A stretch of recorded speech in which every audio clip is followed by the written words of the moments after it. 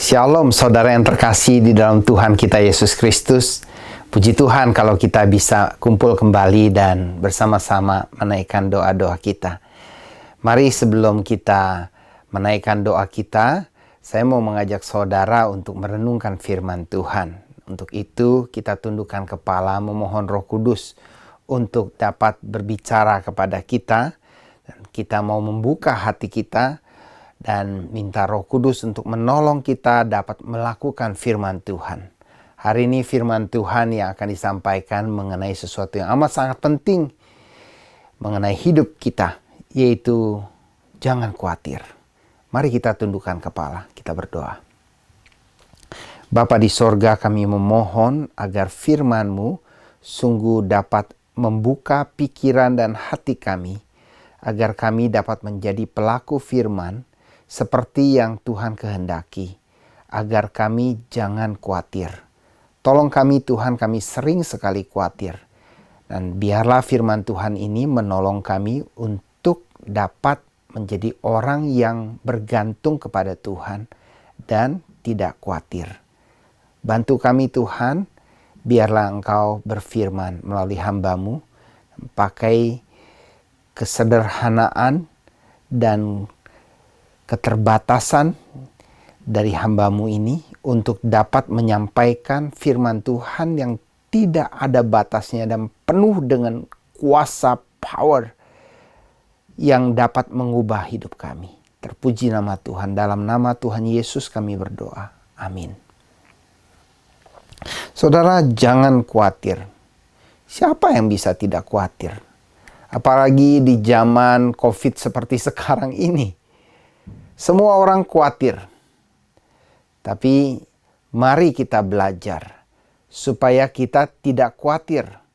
Khususnya mengenai apa yang Tuhan Yesus ajarkan mengenai jangan khawatir akan hidup kita.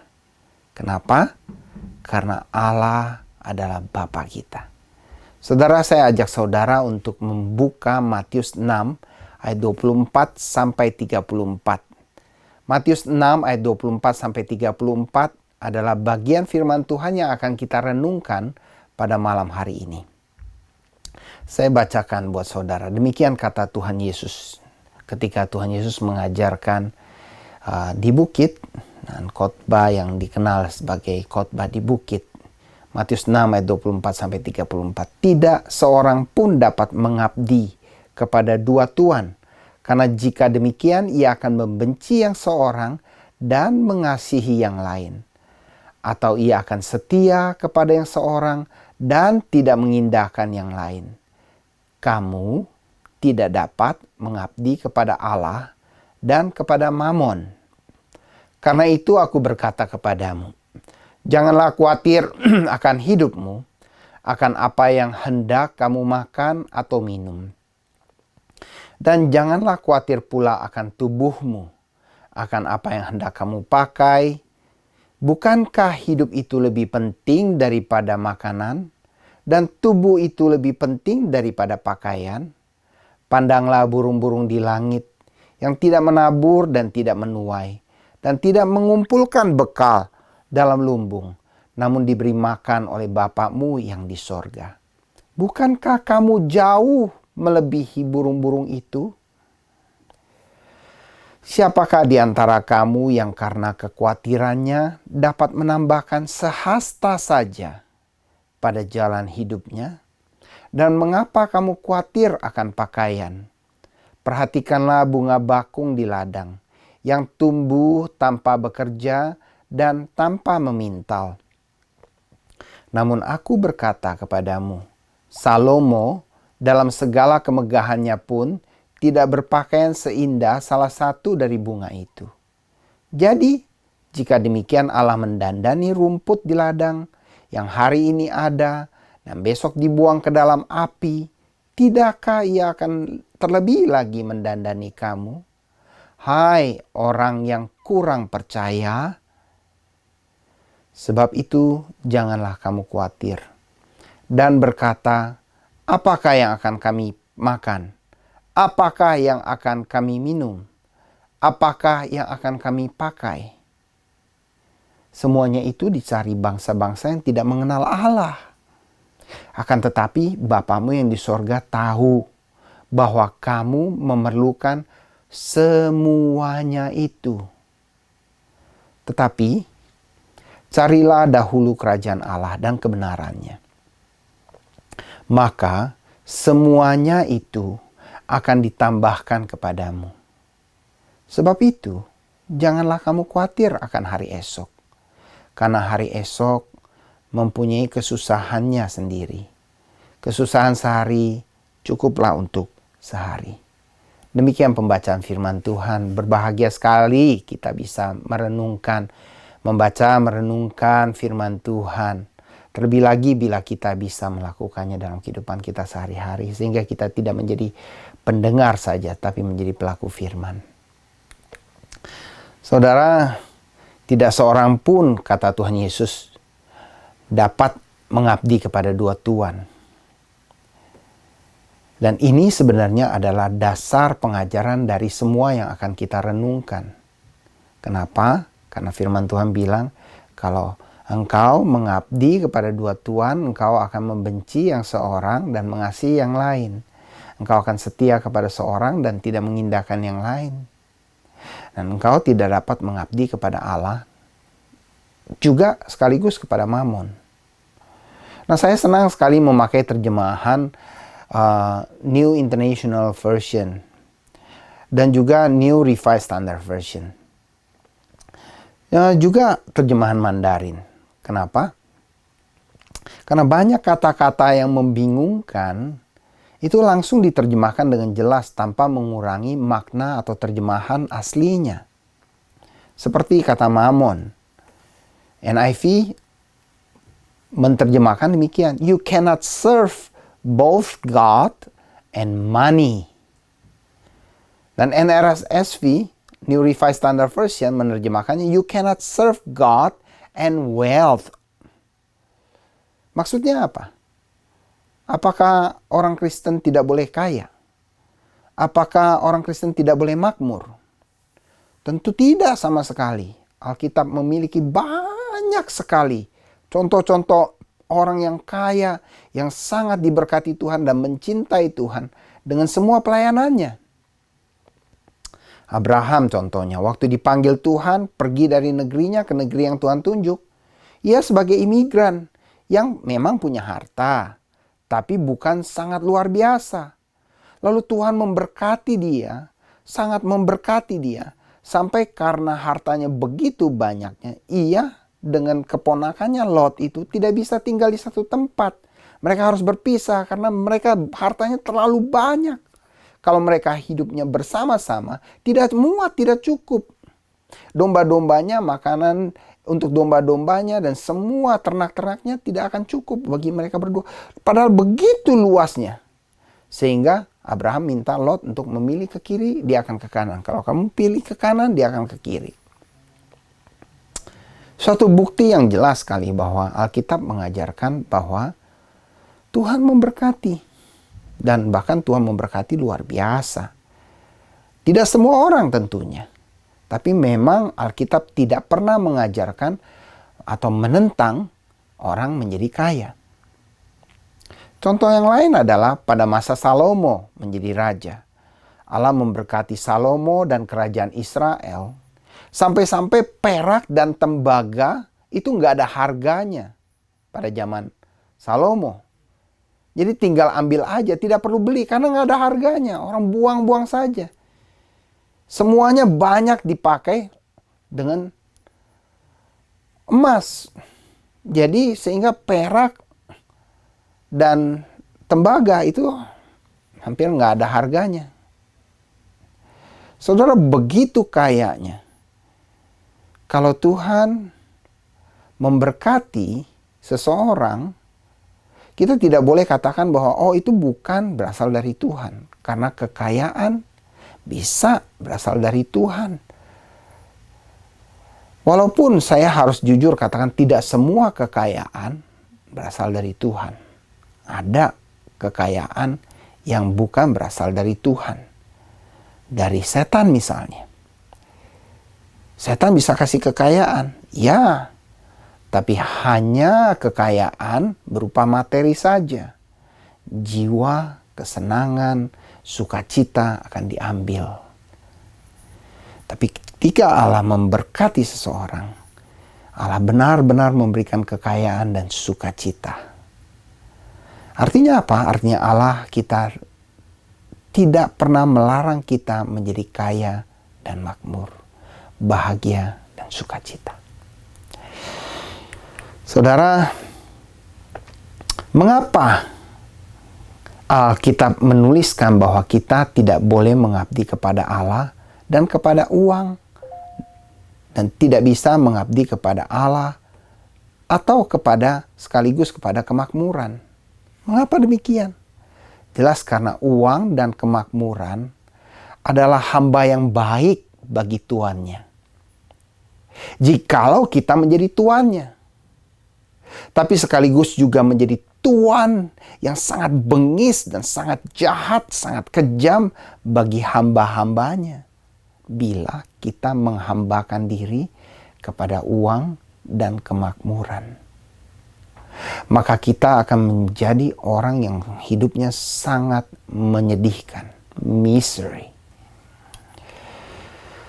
Jadi jelas Tuhan Yesus memperingatkan agar kita jangan pernah menjadi hamba uang atau hamba kemakmuran, melainkan menjadi hamba Allah, mengasihi Allah, mengindahkan Allah, mengabdi kepada Allah. Itulah yang dijelaskan di ayat 24. Lalu caranya bagaimana?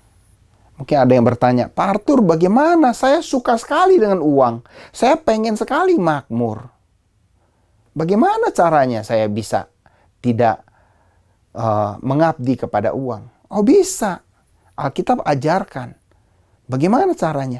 Jangan khawatir. Itu kuncinya. Lalu, apakah dengan kita bilang bahwa kita jangan khawatir, artinya bahwa kita tidak perlu mempersiapkan diri kita?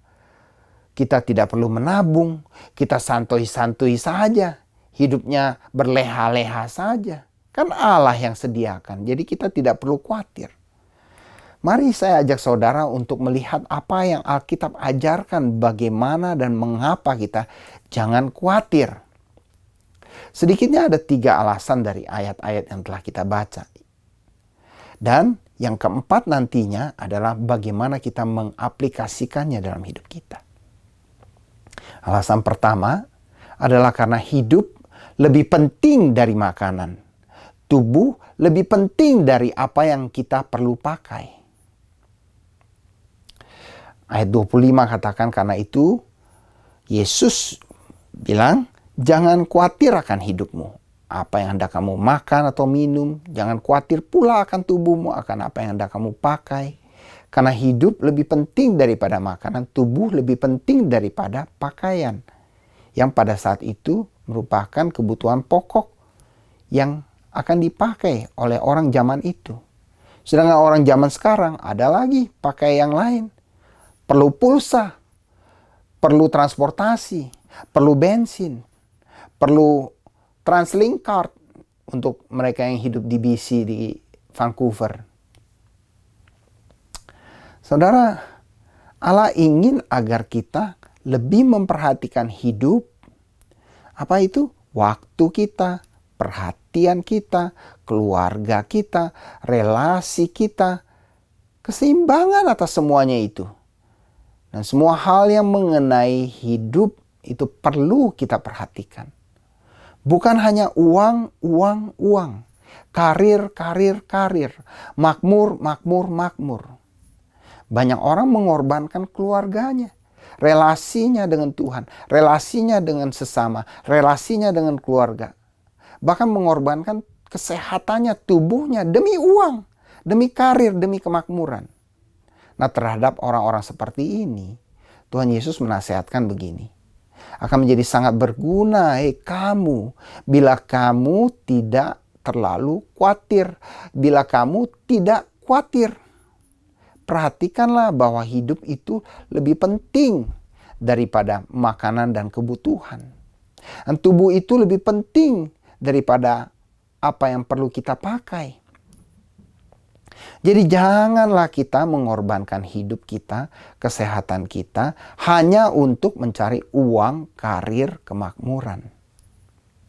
Penting nggak itu semua? Penting. Uang penting, karir penting, kemakmuran penting. Tapi ada yang lebih penting, yaitu hidup itu sendiri.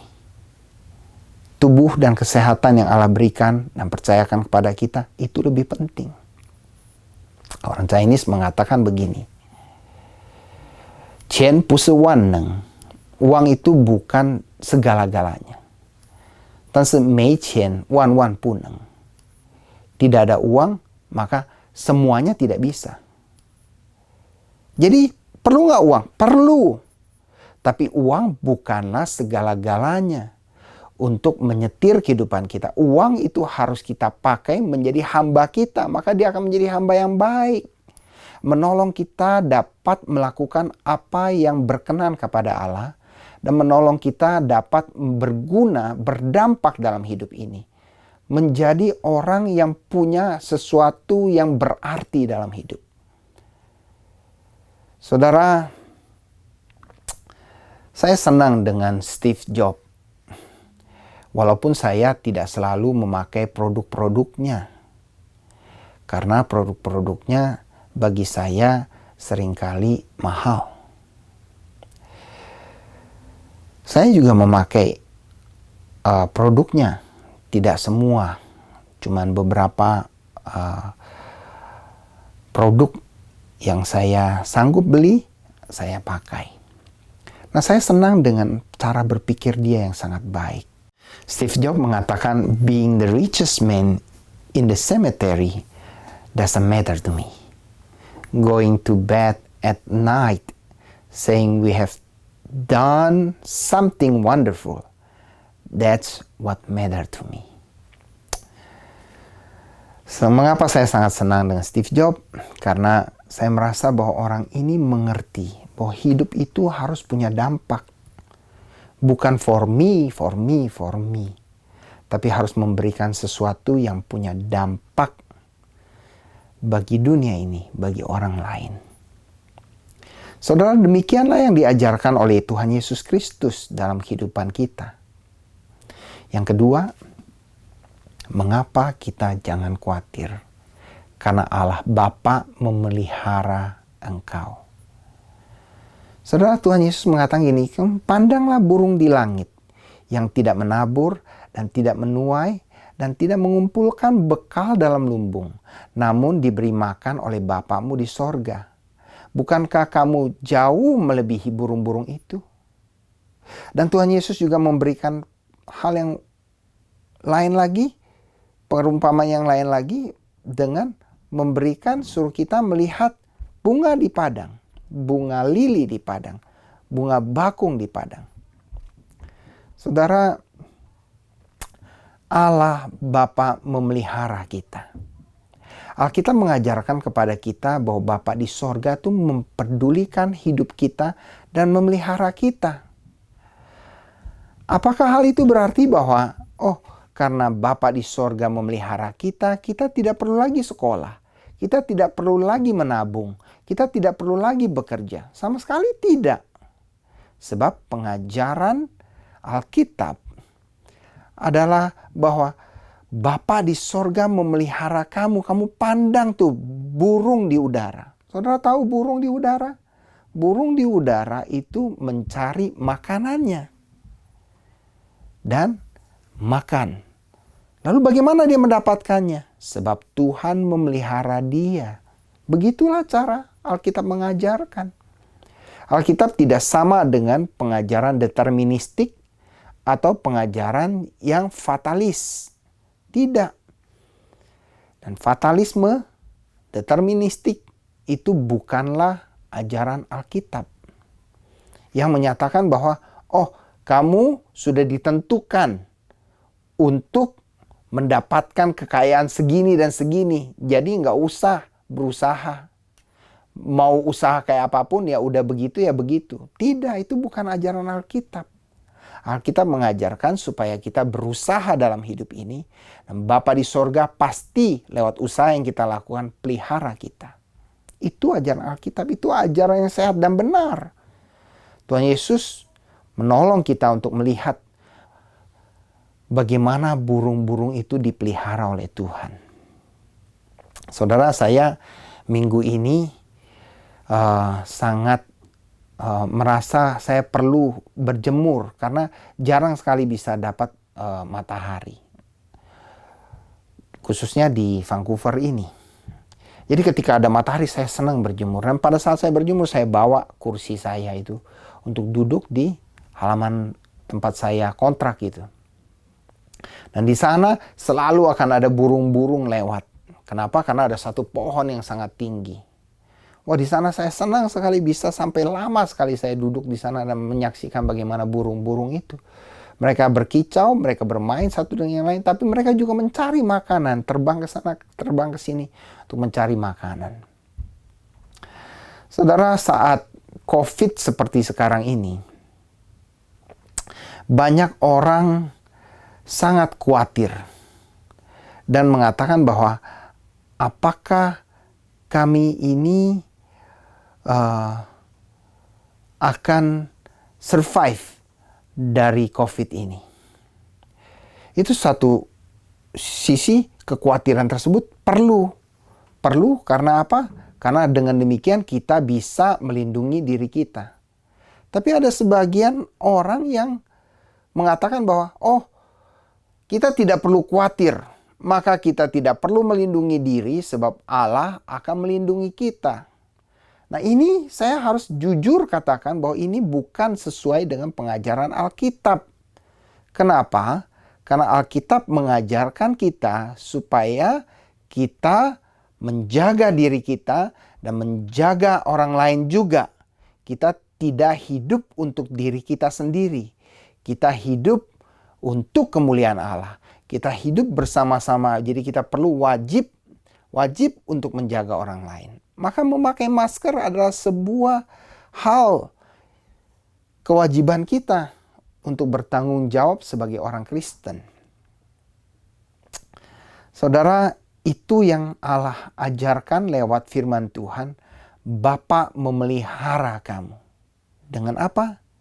Dengan usaha yang kita lakukan.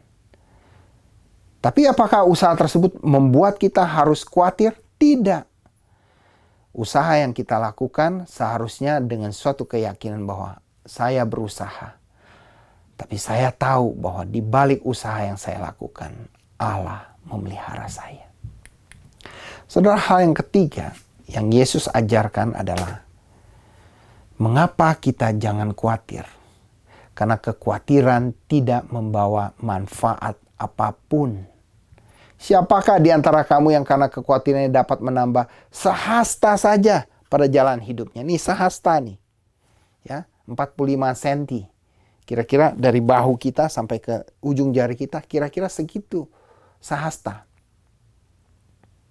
Bukankah luar biasa sekali apa yang Tuhan Yesus ajarkan? Di mana pengajarannya menyatakan bahwa apakah kekhawatiran kita dapat menambah sedikit lebih baik untuk hidup kita? Apakah kekhawatiran kita dapat membuat kerjaan kita lebih baik? Apa yang kita kerjakan? Tentu tidak. Lalu kenapa kita bisa worried all the time? Kenapa kita bisa merasa khawatir terus? Sangat sederhana jawabannya. Karena kita menganggap uang, harta, kemakmuran lebih penting dari hidup dan kesehatan. Maka bagaimana? Artinya, then what? Dengarkanlah apa yang Tuhan Yesus katakan, dan saya ajak saudara untuk baca bersama-sama dengan saya ayat selanjutnya. Ini yang Yesus katakan. Sebab itu, mari sama-sama baca dengan saya. Sebab itu, janganlah kamu khawatir dan berkata, apakah yang akan kami makan? Apakah yang akan kami minum? Apakah yang akan kami pakai? Semua itu dicari bangsa-bangsa yang tidak mengenal Allah. Akan tetapi Bapakmu yang di sorga tahu bahwa kamu memerlukan semuanya itu. Tetapi carilah dahulu kerajaan Allah dan kebenarannya, maka semuanya itu akan ditambahkan kepadamu. Sebab itu, janganlah kamu khawatir akan hari esok, karena hari esok mempunyai kesusahannya sendiri. Kesusahan sehari cukuplah untuk sehari. Demikianlah yang diajarkan oleh Tuhan Yesus. Sebagai kesimpulan, carilah dahulu kerajaan Allah dan kebenarannya. Apa itu kerajaan Allah dan kebenarannya? Firman Allah yang hidup, karakter Allah, kebenaran Allah, hukum-hukum Allah. Itulah kerajaan Allah dan kebenarannya. Berbahagialah saudara dan saya, bila saudara dan saya bersedia mencari dahulu kerajaan Allah dan kebenarannya. Berbahagialah saudara dan saya, bila saudara dan saya mengasihi, mengindahkan, dan mengabdi kepada Allah. Dan hanya melayani Allah, tidak melayani uang kemakmuran. Sesuai dengan ayat 24 yang sudah kita baca dan renungkan bersama. Berbahagialah saudara bila saudara dalam mencari uang, harta, kekayaan, kemakmuran. Saudara memilih untuk menjadikan semuanya itu sebagai sarana, sebagai hamba untuk memuliakan Allah, melayani Allah, dan menikmati Allah. Sehingga kekhawatiran tidak lagi bisa mengikat saudara dan saya. Karena saudara dan saya benar-benar mengetahui bahwa pertama, hidup dan kesehatan lebih penting dari uang, harta, dan kemakmuran. Kedua, Allah Bapa memelihara kita. Yang ketiga, kekhawatiran tidak membawa faedah apapun. Saudara, mari saya ajak saudara untuk mulai. Hidup kita ini bisa diserang kekhawatiran. Setiap kali khawatir, kita akan mengatakan bahwa hidup dan kesehatan lebih penting daripada uang, harta, kemakmuran. Setiap kali serangan kekhawatiran itu datang, kita akan mengatakan Allah Bapa memelihara. Setiap kali serangan kekhawatiran datang, kita akan mengatakan kekhawatiran tidak membawa faedah apapun. Saya akan setia mentaati firman Tuhan. Saya akan mencari kerajaan Allah dan kebenaran. Kiranya Tuhan senantiasa dimuliakan atas hidup kita, karir kita, harta kita, rencana kita, pekerjaan kita, keluarga kita, kesenangan kita, kemakmuran kita, keberadaan kita, waktu kita, dan kesehatan kita. Tuhan Yesus menyertai dan menjaga kita semua. Amin. Mari kita bersama-sama berdoa. Doa kami kepada Tuhan, khusus untuk election di Amerika. Biarlah Tuhan Engkau campur tangan dalam pemilihan umum ini, dan agar rencana Tuhan terjadi di dalam dunia ini melalui pemilihan presiden dan pimpinan Amerika, Tuhan. Kami berdoa biarlah pemimpin yang benar-benar takut akan Tuhan dan merupakan orang yang Engkau pilih saja yang boleh menjadi pemimpin di dalam negara yang sangat menentukan berjalannya dunia ini, dan kerajaan-Mu boleh terjadi di dalam dunia ini. Kami berdoa supaya campur tangan Tuhan yang nyata boleh terjadi dalam proses sampai pada berakhirnya pemilihan di Amerika ini. Inilah doa kami panjatkan dalam nama Putra-Mu Tuhan Yesus Kristus. Amin.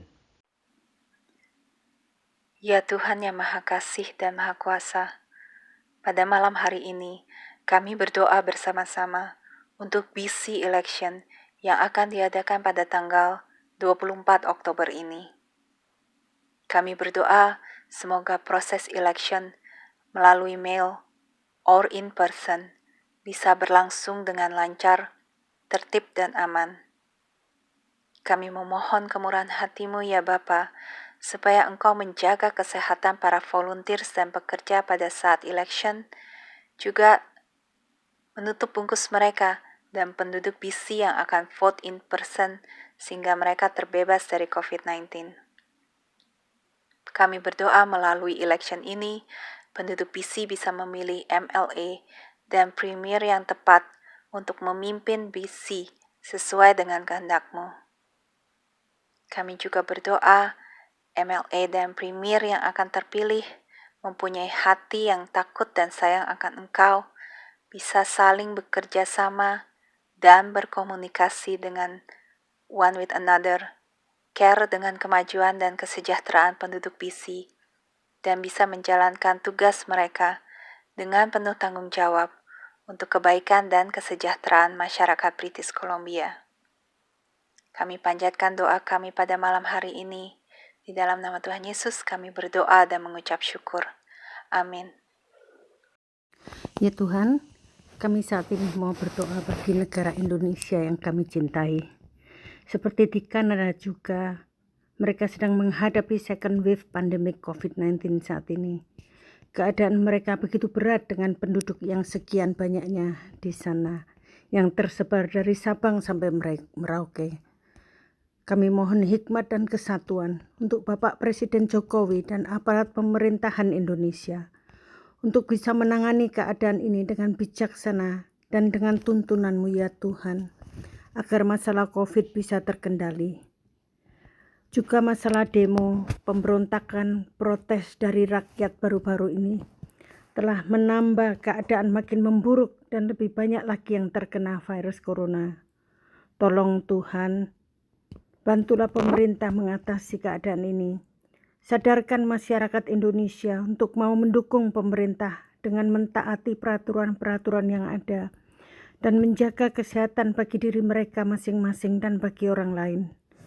Urapi, berikan kekuatan dan semangat kepada para dokter dan pekerja medis di sana untuk merawat dan melayani penderita-penderita yang sedang sakit. Jamalah orang-orang yang terkena COVID-19 ini, agar mereka bisa cepat sembuh. Jangan sampai lebih banyak korban berguguran, tetapi mereka bisa sembuh kembali. Berikan kekuatan kepada keluarga-keluarga yang kehilangan orang-orang yang mereka kasihi ya Tuhan. Keadaan ekonomi di Indonesia pun mengalami dampak pada masa pandemik ini. Kami mohon pertolongan-Mu bagi Indonesia, agar mereka bisa secepatnya bangkit kembali. Terlalu banyak orang menderita karena keadaan ekonomi yang sangat sulit saat ini. Urapi dan berkati Omnibus Law yang baru dikeluarkan oleh Bapak Presiden Jokowi dan aparatnya untuk tujuan menolong keadaan ekonomi Indonesia agar tidak jatuh, tetapi membangun kembali ekonomi Indonesia, menolong masyarakat agar bisa makmur kembali keadaan ekonomi mereka. Tuhan, tolonglah agar usaha pemerintah menciptakan hukum ini bisa benar-benar berguna bagi bangsa dan masyarakat Indonesia. Berikan mereka semua hikmat dan pengertian agar punya pikiran yang positif dan membangun. Jangan sampai keadaan yang sulit ini disalahgunakan oleh pihak yang tidak bertanggung jawab dan merusak Indonesia untuk kepentingan pribadi. Terima kasih Bapa, kami bersyukur kepadamu, karena hanya kepadamu saja kami dapat bersandar. Biar Indonesia penuh dengan kemuliaan-Mu. Banyak orang datang kembali kepadamu ya Tuhan. Nama-Mu ditinggikan di negara Indonesia. Kami berdoa agar terjadi revival di Indonesia dan aman sejahtera negara kami Indonesia. Dalam nama Tuhan Yesus, kami panjatkan doa-doa kami ini. Amin. Bapa kami ada di dalam surga, kami mengucap syukur untuk waktu yang Kau berikan pada saat ini bagi kami semua untuk memanjatkan doa bersama-sama. Kami mau ya Bapa mengangkat permohonan kami ke depan tahta suci-Mu ya Bapa, sehingga boleh kiranya dalam saat-saat persiapan untuk membuka kembali secara fisik gereja H1 dan kampus-kampus yang ada, kami semua boleh Kau berikan hikmat ya Bapa. Boleh kiranya juga ya Bapak Pastor Kepala, Pastor Sony, bekerja sama dengan baik dengan pastor-pastor yang lain dan juga dengan leadership team juga dengan ministris-ministris yang ada, sehingga yang terjalin adalah komunikasi yang baik, koordinasi yang memang sesuai dengan kehendak-Mu ya Bapa, sehingga terus boleh kiranya ibadah-ibadah yang berjalan nantinya akan penuh dengan tata cara, protokol-protokol, measures untuk kesehatan kami semua ya Bapa.